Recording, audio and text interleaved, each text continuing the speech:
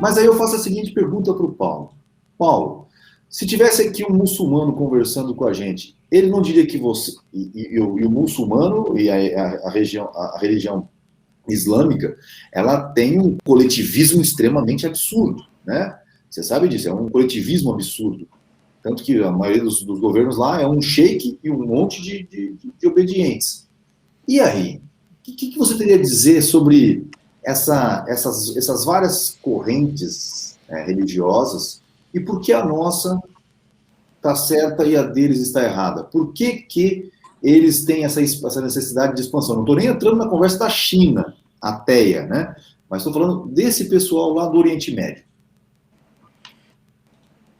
Então, eu diria que o Islã não é conservador, embora nós vejamos muito mais aspectos conservadores na maneira como o Islã age, no modus operandi, na estratégia islâmica, do que muito catoliquinho moderno. Sim, não, ok. Então, por mais errado que os muçulmanos estejam, teologicamente, eticamente, na sua filosofia política, eles impõem a sua cosmovisão ao resto do mundo através do cultivo de certos aspectos do conservadorismo. Então, para começar, o islâmico, ele reza, ele é devoto. Se os católicos fossem à missa e rezassem o terço, com o mesmo afinco que o islâmico vira 5 vezes por dia para Meca, o mundo seria bem diferente. O muçulmano, ele respeita as leis do Islã. São leis injustas, sim. São leis que não fazem sentido. Mas eles respeitam. A mulher muçulmana se veste com modéstia. É uma modéstia exagerada? É uma modéstia desordenada? Que cobre o rosto, que é a janela da alma? É uma opressão contra a mulher islâmica? É, mas ela segue. Agora, você vai numa missa católica no Novus Ordo, a menina tá de mini saia aí no meio da missa. Então, qual é o grande problema aqui? O problema é que essas virtudes cardinais que os muçulmanos têm a serviço de algo que é objetivamente errado do ponto de vista ético e teológico é perigosíssimo. E o Islã, ele começa... Ele tem a sua origem em uma agressão injusta contra não seguidores. O Islã começa com uma imposição. Ele não começa com uma evangelização. O cristianismo começa com a evangelização. Cristo prega. Cristo prega com o seu exemplo de vida. As pessoas começam a seguir Cristo admiradas com o amor, com a maneira de ser do verbo divino encarnado. Humano e divino ao mesmo tempo. Maomé não. Ninguém quer seguir Maomé. Então o que ele faz? Ele conta certas mentiras, ele se vale de um discurso, de uma retórica marketológica, junta meia dúzia de fanáticos e impõe a sua religião na ponta da espada. Peraí, você está descrevendo Maomé ou o PT?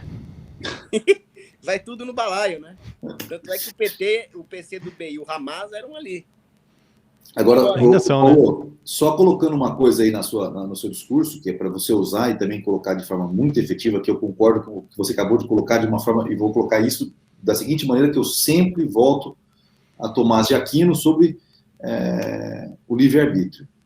Como pode uma religião roubar dos homens o presente que Deus deu a eles, de, inclusive, tomar o caminho errado?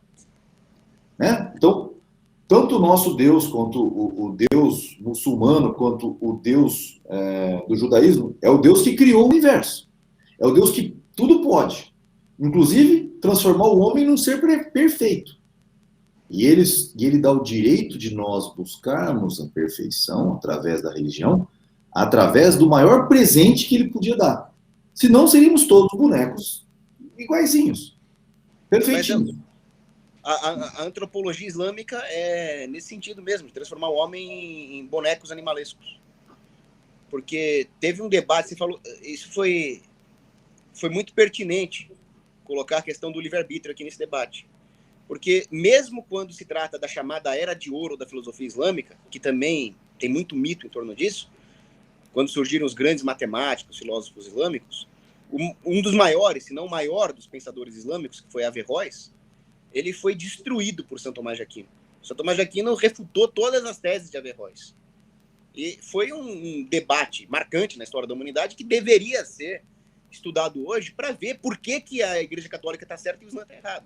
E uma das coisas que o Averroes defendia era a unidade do intelecto. O intelecto material seria coletivo. As pessoas não teriam uma intelecção individual, né?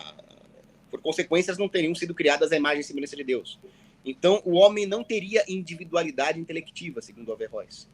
Toda a individualidade do homem se daria nos sentimentos, nos instintos. Então, o homem seria uma besta cuja manifestação intelectual vem de um grande intelecto coletivo, um solipsismo. E aí, Santo Tomás de Aquino destrói essa tese.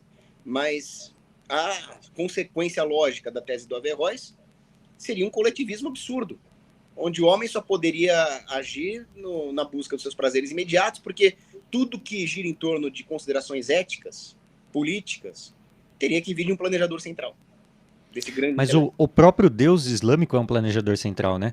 Quando a gente pega a Bíblia cristã, a Bíblia, a gente vê lá que o Deus Logos, que seria o Deus, uma tradução mais aproximada, razão, talvez, ele começa dizendo, inclusive, que Deus criou os céus e a terra, e vão lá homens e nomeiem os seus animais. Então, ele dá liberdade, inclusive, para a gente tratar das coisas mundanas.